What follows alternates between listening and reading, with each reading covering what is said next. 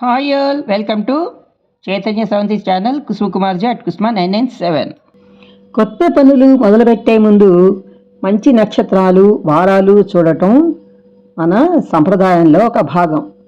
దీనికి ప్రధాన కారణాలు సమయం యొక్క శుభత్వం, మానసిక ధైర్యం మరియు సానుకూల శక్తి. మరి ఈ నక్షత్రాలు మరియు వారాలు చూసేందుకు కారణాలు మనం ఇందాక అనుకున్నట్టుగా ముందుగా సమయం యొక్క శుభత్వం అనుకున్నాం. మానసిక ధైర్యం కావాలి, సానుకూల శక్తి కావాలి. మానసిక ధైర్యం, మంచి రోజున పని ప్రారంభించడం వల్ల మనసుకు శాంతి, ఆత్మవిశ్వాసం పెరుగుతుంది. అలాగే సానుకూల శక్తి అంటే కొన్ని నక్షత్రాలు వారాల్లో వాతావరణంలో మంచి శక్తి ఉంటుందని, ఇది పని విజయానికి సహాయపడుతుందని నమ్ముతారు. మరి తరతరాలుగా వస్తున్న నమ్మకాలను గౌరవిస్తూ ఎలాంటి అడ్డంకులు రాకుండా ఉండాలని కోరుకోవటమే మన పెద్దలు తెలియజేసినటువంటి ఆచారం. అలాగే మరి కొత్త పనులు ప్రారంభించడానికి మరి వారాలు కూడా ఎందుకు చూస్తారు అంటే, కొన్ని వారాలను శుభంగా పరిగణిస్తారండి. సోమవారం, బుధవారం, గురువారం, శుక్రవారం. స్థిరవారం, జయవారం పక్కన పెడతారు. దానివల్ల ఏంటి అనేది తర్వాత చెప్పుకుందాం. ముందుగా మనం చెప్పుకున్నటువంటి సోమ, బుధ, గురు, శుక్రవారాల గురించి చెప్పుకుందాం. ఏ రోజుల్లో ఏ సానుకూలత లభిస్తుంది మనకనేది. కొత్త పనులు, వ్యాపారం మరియు వాస్తు పనులకు మొదలు పెట్టాలంటే సోమవారం మంచిదన్నమాట. అలాగే బుధవారం చదువుకి, మరి వినాయకుడిది కదండి, మరి ఉద్యోగ బాధ్యతలకి మరి స్థిరమైన లాభాలను ఇస్తుంది. మరి గురువారం ఏ పని మొదలుపెట్టినా కూడా నిలకడగా శుభ ఫలితాలను ఇస్తుందంట. మరి గురువారం తెలిసిందే కదా, విష్ణుమూర్తి, అలాగే గురు లగ్నం ఉన్నది. అలా కనుక మనకి నిలకడగా శుభ ఫలితాలను ఇస్తుంది. మరి శుక్రవారం అనగా లక్ష్మీదేవి కదండి, కళకళలాడుతూ ఉండాల్సిన రోజు అనమాట. అందుకని ఆ రోజు కనుక పని మొదలు పెడితే కళలు, వ్యవసాయం, మరి కొత్త వస్తువుల కొనుగోలుకి ఈ రోజు చాలా శ్రేయస్కరం. ఇక నక్షత్రాల దగ్గరికి వస్తే వారాలు కొన్నే కనుక మనం గుర్తు పెట్టుకుంటాం. మరి నక్షత్రాలు ఎన్ని ఉన్నాయండి? 27 ఉన్నాయి కదా. మరి అశ్విని నుండి రేవతి వరకు, పైగా అందరికీ ఒకే నక్షత్రం ఉండదు కదండి, ఒక్కొక్కరికి ఒక్కొక్క నక్షత్రం ఉంటుంది కదా. ఎవరి నక్షత్రానికి ఏ నక్షత్రం శుభ సూచకం, లాభదాయకం, క్షేమకరం అనేది తెలియజేసే నక్షత్రాల వివరాలు మీకు సరిపోయే శుభ నక్షత్రం యోగం అన్నమాట. అవి ఒక పట్టిక మీకు ఇస్తున్నానండి. కావాలంటే స్క్రీన్ షాట్ కూడా తీసుకొని చివరిలో. అలాగే పెళ్ళిళ్ళకి కూడా ఎవరి నక్షత్రం సరిపోతుంది, ఇవన్నీ కూడా పంచాంగంలో ఉంటుందండి. గంటల పంచాంగం అంటారు. అంటే 5 విషయాలు కలిసి ఉన్న పుస్తకం అన్నమాట అది ఇవన్నీ తెలిసిన వాళ్ళకి, పండితులు గనక వాళ్ళు చూసి చెప్తూ ఉంటారనమాట. మామూలుగా తెలుగు తెలుసుకునేవారు వీటిని చూసుకోవచ్చండి. చిన్న చిన్న విషయాలకి, మరి శుభకార్యాలు, పెద్ద పెద్ద కార్యాలు ఉంటాయి కదా, వాటికి, పెళ్ళిళ్ళకి, అట్లాంటి వాటికి పండితులు నిర్ణయిస్తారు. ఇవే కాకుండా వారమే కాకుండా వారం, వర్జ్యం, తిథి, నక్షత్రాలు, అలాగే శుభ టైం ఉంటుంది, శుభ సమయం, గంటలు, నిమిషాలు, సెకండ్తో సహా వారు నిర్ణయిస్తారనమాట. ఏదైనప్పటికీ మన రోజువారీ చర్యలో జరుపుకునే చిన్న చిన్న కార్యక్రమాలకి మనం ఇది చూసుకోవచ్చు. అలాగే మన పిల్లలకి, అమ్మాయికి కానీ అబ్బాయికి కానీ పెళ్లి సంబంధాలు చూస్తూ ఉంటాం. చిన్న చిన్న నక్షత్రాలు అవి మనం ఇక్కడ చూసుకోవచ్చు, సరిపోయే నక్షత్రాలు. అంటే చాలా చాలా చూస్తూ ఉంటారు కదా, ప్రతిసారి సమయాభావం ఉంటుంది. అంటే సరిపోకపోవటం, ఆయన పంతులు గారు కలవకపోవచ్చు, మనకి వీలు పడకపోవచ్చు ఆయన చెప్పినప్పుడు. ఆయన ఎన్నిసార్లు వెళ్తాం. అలా కాకుండా ముందు ప్రిలిమినరీగా మనం చూసుకుంటే కనుక ఇందులో ఇవి కూడా ఉంటాయి. వధూవర గుణమేళన చక్రాలను కూడా ఉంటాయన్నమాట. ఆ నక్షత్రాలు కూడా ఉంటాయి. ఇప్పుడు మన జన్మ నక్షత్రాన్ని బట్టి రాసులు ఎలా ఉన్నాయో అవి కూడా ఉంటాయి. వధూవరుల గుణమేళన పట్టిక. ఆ పట్టికలో ఆ నక్షత్రాలకి ఎన్ని నెంబర్లు వచ్చాయని కూడా తెలుస్తుంది. ఆ నెంబర్లను బట్టి ఎక్కువ వస్తే మంచిదన్నమాట. చివరిగా మనం పంతులు గారి దగ్గరికి వెళ్ళి ఫైనలైజేషన్ చేసుకోవచ్చు. అలా మనం ఇంటి వద్దనే మనం వడపోసుకోవచ్చు అన్నమాట. అందుకని ప్రతి తెలుగువారు మన పూజా గదిలో ఉంచుకోవాల్సిన ప్రత్యేకమైన పుస్తకం గంటల పంచాంగం తప్పనిసరిగా ఉంచుకోండి. ఇక మన జన్మ నక్షత్రాలను బట్టి మనకి ఏ నక్షత్రాలు మనకి మిత్రత్వం, క్షేమం, లాభకరం ఇలా అనుగురుతాయో వాటిని చెప్పేసుకుందామా. అంటే మీ నక్షత్రంతో ఇవి సరి చూసుకోండి. అశ్విని నుంచి రేవతి వరకు. ముందుగా అశ్విని నక్షత్రానికి సరిపోయే నక్షత్రాలు భరణి, రోహిణి, ఆర్ద్ర, పుష్యమి, ఆశ్లేష, పుబ్బ, హస్త, స్వాతి, అనురాధ, జ్యేష్ఠ, పూర్వాషాఢ, శ్రవణం, శతభిష, ఉత్తరాభాద్ర, రేవతి. అలాగే అశ్విని తర్వాత భరణి నక్షత్రానికి సరిపోయే నక్షత్రాలను చెప్పుకుందామా. అశ్విని, కృత్తిక, మృగశిర, పునర్వసు, ఆశ్లేష, మఖ, ఉత్తర, చిత్త, విశాఖ, జ్యేష్ఠ, మూల, ఉత్తరాషాఢ, ధనిష్ట, పూర్వభాద్ర, రేవతి. తదుపరి కృత్తిక. కృత్తిక నక్షత్రానికి సరిపోయే నక్షత్రాలను కూడా తెలుసుకుందామా. రోహిణి, ఆర్ద్ర, పుష్యమి, మఖ, పుబ్బ, హస్త, స్వాతి, అనురాధ, మూల, పూర్వాషాఢ, శ్రవణ, శతభిష, ఉత్తరాభాద్ర, అశ్విని, భరణి. తర్వాత రోహిణి నక్షత్రానికి సరిపోయే నక్షత్రాలు మృగశిర, పునర్వసు, ఆశ్లేష, పుబ్బ, ఉత్తర, చిత్త, విశాఖ, జ్యేష్ఠ, పూర్వాషాఢ, ఉత్తరాషాఢ, ధనిష్ట, పూర్వభాద్ర, రేవతి. తదుపరి మృగశిర. మృగశిర నక్షత్రానికి సరిపోయే నక్షత్రాలు ఆర్ద్ర, పుష్యమి, మఖ, ఉత్తర, హస్త, స్వాతి, అనురాధ, మూల, ఉత్తరాషాఢ, శ్రవణం, శతభిష, ఉత్తరాభాద్ర, అశ్విని, కృత్తిక, రోహిణి. ఇక ఆర్ద్ర నక్షత్రానికి పనికొచ్చే నక్షత్రాలు చెప్పుకుందామా. ఆరుద్ర అంటారు, ఆర్ద్ర అని కూడా అంటారండి ఈ నక్షత్రాన్ని. దీనికి సరిపోయేవి పునర్వసు, ఆశ్లేష, పుబ్బ, హస్త, చిత్త, విశాఖ, జ్యేష్ఠ, పూర్వాషాఢ, శ్రవణం, ధనిష్ట, పూర్వభాద్ర, రేవతి, భరణి, రోహిణి, మృగశిర. అంటే మీకు డౌట్ రావచ్చు, ఈ రేవతి తర్వాత వచ్చింది కదండి, మరి రేవతితో నక్షత్రాలు సరిపోతాయి కదా అంటే, మన నక్షత్రం తర్వాత నుంచి లెక్కిస్తారన్నమాట మనకి ఏది లాభకరం క్షేమకరం అనేది. అందుకని మళ్ళీ మొదటికి కూడా రావాలి కదా, అందుకని మళ్ళీ కొంతమందికి అట్లా వస్తాయన్నమాట. భరణి, కృత్తిక అట్లాంటివి కూడా సరిపోతూ ఉంటాయి. తర్వాత పునర్వసు.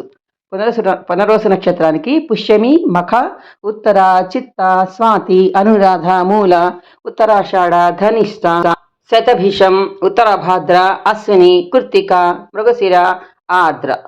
ఇక పుష్యమి నక్షత్రానికి సరిపోయే నక్షత్రాలు ఆశ్లేష, పుబ్బ, హస్త, స్వాతి, విశాఖ, జ్యేష్ఠ, పూర్వాషాఢ, శ్రవణం, శతభిష, పూర్వభాద్ర, రేవతి, భరణి, రోహిణి, ఆర్ద్ర, పునర్వసు. తదుపరి ఆశ్లేష నక్షత్రం మఖ, ఉత్తర, చిత్త, విశాఖ, అనురాధ, మూల, ఉత్తరాషాఢ, ధనిష్ట, పూర్వభాద్ర, ఉత్తరాభాద్ర, అశ్విని, కృత్తిక, మృగశిర, పునర్వసు, పుష్యమి. ఆ తర్వాత వచ్చేది మఖ నక్షత్రం అండి. మఖ అనగానే మాఘమాసం అన్నమాట. మాఘమాసానికి ఆ పేరు దీని నుంచే వచ్చింది, ఈ నక్షత్రాన్ని బట్టే. భరణి, రోహిణి, ఆర్ద్ర, పుష్యమి, ఆశ్లేష, పుబ్బ, హస్త, స్వాతి, అనురాధ, జ్యేష్ఠ, పూర్వాషాఢ, శ్రవణం, శతభిష, ఉత్తరాభాద్ర, రేవతి. ఇక 11వ నక్షత్రం పుబ్బ. పుబ్బకి సరిపడే నక్షత్రాలు కృత్తిక, మృగశిర, పునర్వసు, ఆశ్లేష, మఖ, ఉత్తర, చిత్త, విశాఖ, జ్యేష్ఠ, మూల, ఉత్తరాషాఢ, ధనిష్ట, పూర్వభాద్ర, రేవతి, అశ్విని.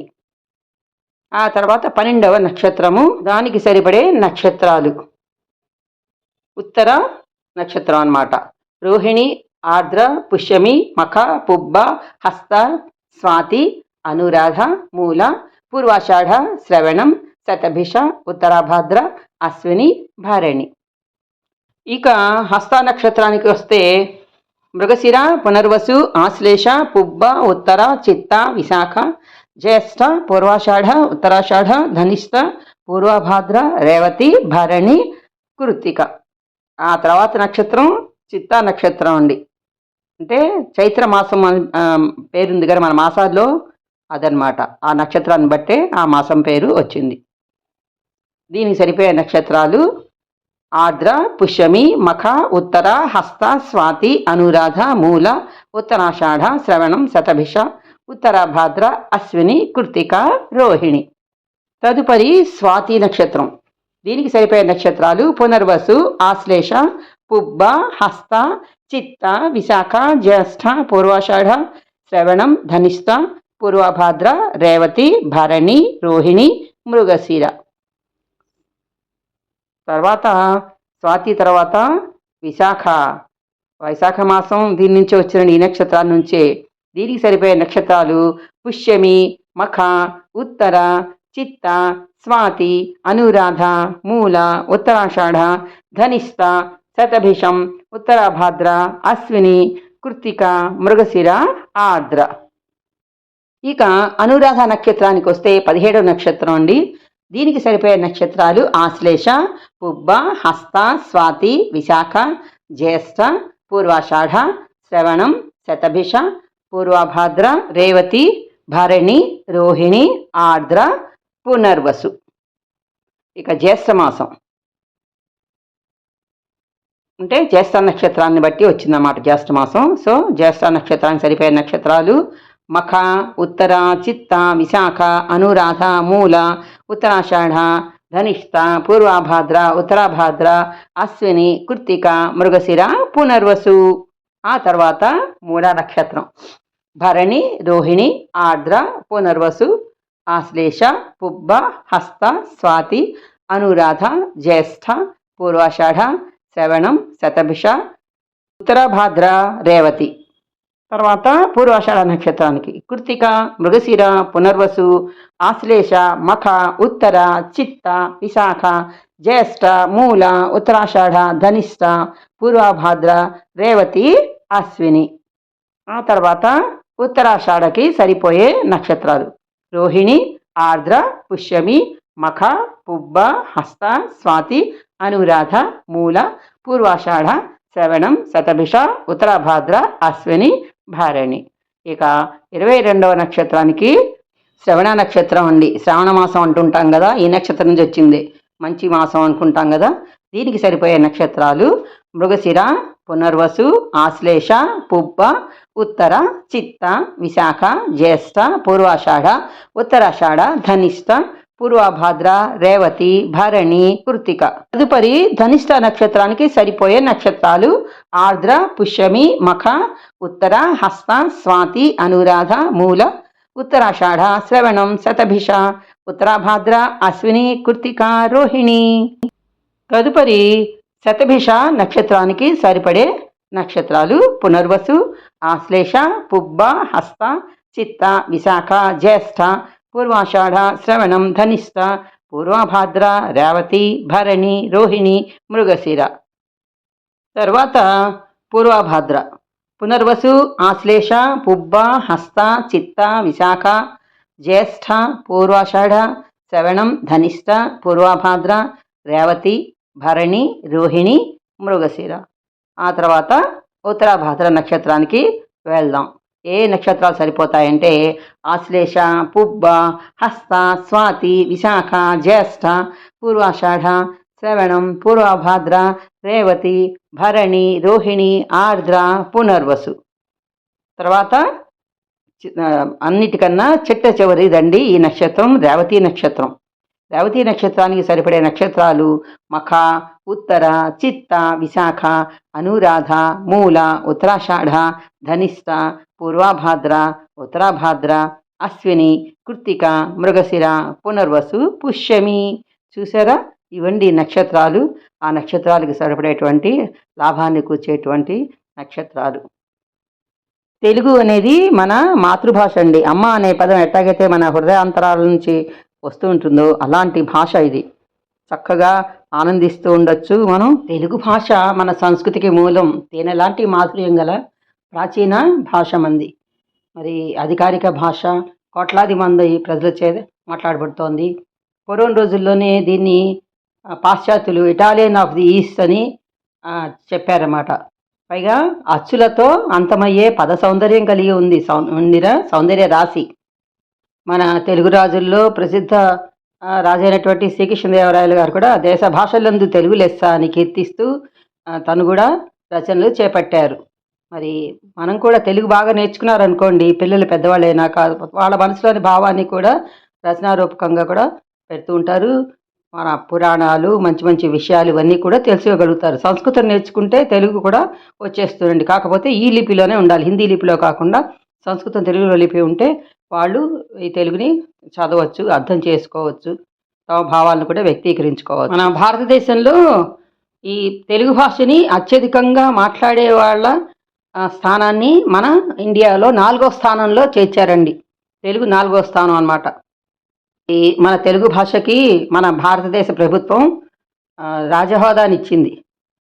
ప్రాచీన భాష వాటిలో చేర్చి 2008లో హోదానిచ్చిందనమాట, ప్రాచీన భాష హోదా అని. అలాగే మన రాజ్యాంగంలో 8వ షెడ్యూల్లో 22 ప్రధాన భాషల్లో మన తెలుగు ఒకటిగా గుర్తింపుని పొందింది. మన భారతదేశంలోనే కాకుండా ప్రపంచంలో కూడా తెలుగు భాషకి ప్రత్యేకమైన అధికార మరి చారిత్రక గుర్తింపు కూడా పొందింది మన భాష. భాష యొక్క అందాన్ని కనుక ఆస్వాదిస్తే మనము ఎన్నో కీర్తనలు, పాటలు, పద్యాలు, కవితలు ఇవి కూడా పాడుకోవచ్చు. అంతర్గతం నుంచి వచ్చే భావాలను వ్యక్తీకరించవచ్చు. భాష రూపంలో రచనలు కూడా చేయొచ్చు. సంగీతాలు, నాటకాలు, ఇట్లాంటి కృతులు ఉంటాయి, అన్నమయ్య కీర్తనలు, కర్ణాటక సంగీతాలు, ఇవి జానపద కళలు, ఇవన్నీ కూడా అర్థం చేసుకోవచ్చు. అలాగే తెలుగు కనుక చక్కగా వస్తే తెలుగు భాషని వింటూ చక్కగా తెలుగు సినిమాలు కానీ నాటకాలు కానీ వాటిని కూడా అర్థం చేసుకోవచ్చు. భారత రామాయణాలను కూడా చదవచ్చు, అందులోని విషయసారాన్ని తెలుసుకోవచ్చు. అందుకని మన భాషలోనే ఎక్కువగా మాట్లాడుతూ ఉండండి. మన పిల్లలకి, మన తర్వాత తరాల వాళ్ళకు కూడా ఈ భాషని అందించండి. భాషని పెంపొందించడానికి సహాయపడండి, పిల్లలకి నేర్పండి, అలాగే ఇతరులను కూడా ప్రోత్సహించండి. మన భాషకి పదును పెట్టాలంటే మన తెలుగులో ఉన్నటువంటి రచనలను చదివిస్తూ ఉండండి పిల్లలకి. కథలు, కావ్యాలు, నాటకాలు అట్లాంటివి మరింత భాషకి అభివృద్ధికి తోడ్పడండి. ఇదండి ఈరోజు మనం తెలుసుకున్నాం కదా. మరి తప్పనిసరిగా ప్రతి ఇంట్లోనూ గంటల పంచాంగం ఉంచుకోండి. ఇవి ఏ పంచాంగంలోనైనా ప్రతి ఒక్కసారి కొనుక్కుంటే ఎన్నిసార్లకైనా పనికి వస్తాయి. ఇట్లా ప్రాథమిక సరి చూసుకోవడానికి నక్షత్రాలకి. అలా కాకుండా ప్రతి ఏటా ముహూర్తాలకి అంటే ప్రతి ఏడు పంచాంగం కొనుక్కోవాల్సిందే. అది అర్థమైందా? ఇలా మరిన్ని మంచి మంచి విషయాలతో మీ ముందుకు వస్తాను. చూస్తూనే ఉండండి నా ఛానల్ని. మరి ఈ వీడియో నచ్చినట్టయితే లైక్ చేయండి, షేర్ చేయండి, కామెంట్ పెట్టండి. కొత్తగా నా ఛానల్ ఇప్పుడే చూసినట్టయితే సబ్స్క్రైబ్ చేసుకోవటం మర్చిపోకండి. చూస్తూనే ఉండండి చైతన్య శాంతి channel, కుసుమ997. Thank you for watching my channel. We will meet again in the next video. Bye.